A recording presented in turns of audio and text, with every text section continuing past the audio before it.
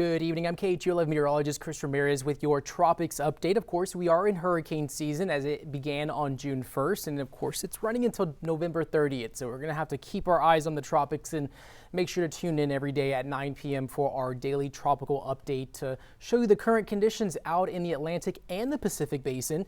And what we're looking at right now is that we are looking at a disturbance that's just south of Acapulco. We have a tropical depression 2E. We also have an area that's just to the south of Central America that has a 90% chance of development within the next 7 days. So this is on the Pacific Ocean side. Just keep in mind that the Pacific Ocean reacts differently to these systems than the Atlantic Basin does, but there's something that we're looking at because as we head into the next few days, it's pretty common for some of these disturbances to send some energy into the Gulf or the Bay of Campeche, and that's what we could very well be looking at here shortly. So it's something to keep an eye on. There's a lot of factors involved on whether or not something is going to form in the Gulf, but as we head into the next few days, we are looking at this. Our models are showing this little disturbance. We have two disturbances that are just off the coast of Central America as well as off the coast of Mexico. And so as we go into Monday and into Tuesday, our models are showing that this is going to really just sort of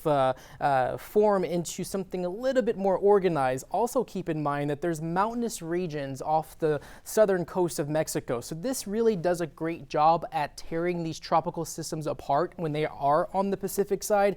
However, it's still very common for them to send some energy our way. So our models are showing a little bit of an uptick of activity out in the Bay of Campeche heading into Thursday and Friday of this week. But the good news, though, is that we are expecting no activity for the next 7 days, but also this is very well is hinting that we could see some unsettled activity out in the Gulf going into next weekend. We have no organization. Models are not hopping on any type of organization, but once we have that unsettled pattern, especially out in the Gulf during this time of year, it's something to really keep an eye on. This is a look at our global tropics outlook, and this is really just showing what the disturbances out in the Pacific Ocean is going to do with the precipitation. This is the more of an enhanced rain risk for areas along the southern coast of Mexico. And like I said before, we usually have that surge of energy that could very well move into the Bay of Campeche to cause that unsettled weather pattern, especially as we head into the next few days. But of course, the Atlantic Basin, very quiet, no activity expected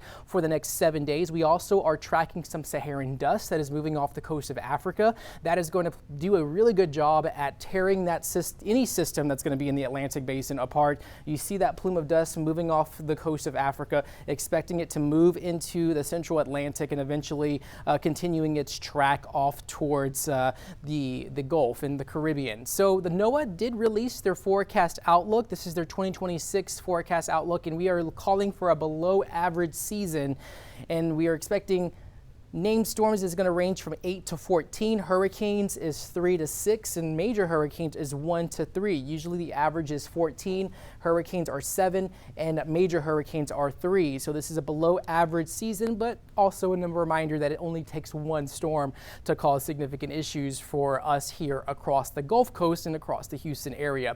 We're looking at a El Nino setup this year. What this really means is that we usually get higher wind shear out in the Gulf and the Caribbean. And when I talk about wind shear, it's the winds in the upper levels of the atmosphere. When we have high speed winds in the upper levels of the atmosphere, it does a great job at preventing those tropical systems from becoming more organized. So when we have an El Nino year, we usually get a below average season, and that's when we're expecting to see at least for the next 2 to 3 months. And so what it also means is that we're going to see a wetter pattern, especially for the south central U.S.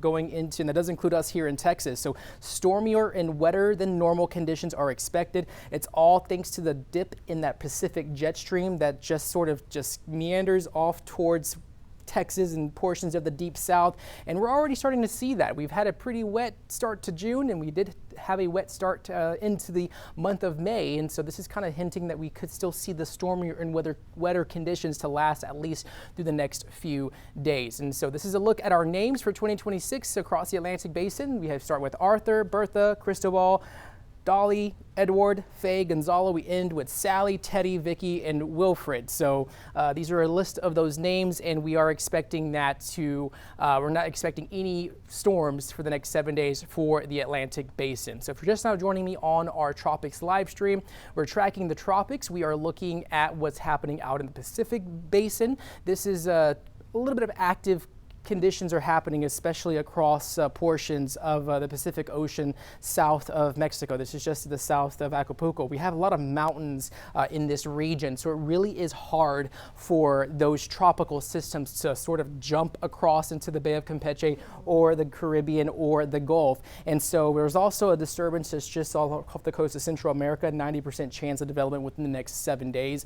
But this still could send some surge of energy into the Gulf and the Caribbean. That's something that we're going to have to watch pretty closely, especially as our models are indicating that we're going to see a little bit of organization happening on the Pacific side, south of off the Mexican coast. So going into Thursday and Friday, not really much expecting to form, especially as there is some cooler waters still in the vicinity, but like it's whatever happens right around here, Bay of Campeche. If this becomes organized, that's what we're going to have to just really keep an eye on for the coming days for us here across the Gulf Coast and across coastal Texas. And as models are indicate that we're going to see a rather unsettled pattern at least through the next 3 to 4 days. But of course, nothing expected to develop, but it's something to watch pretty closely as we are expecting no activity for us here across the Atlantic Basin for the next 7 days. But we're also tracking some dust moving into the Atlantic, and that is really going to play a good job at preventing any of those tropical systems from becoming organized as we head into the next few days. Of course, that's the latest on the tropics. We'll be providing you daily updates, especially every day at 9 p.m. So definitely stay tuned here on our streaming platform on KHOU 11 Local 24 News as we head into the next week or so. We're still expecting some daily rain chances here across the Houston area, but we're also tracking the heat and the humidity that's going to be once again back in the forecast as we head into next week. Again, have a good, safe, and rest of your day. I'm meteorologist Chris Ramirez with your Tropics Update.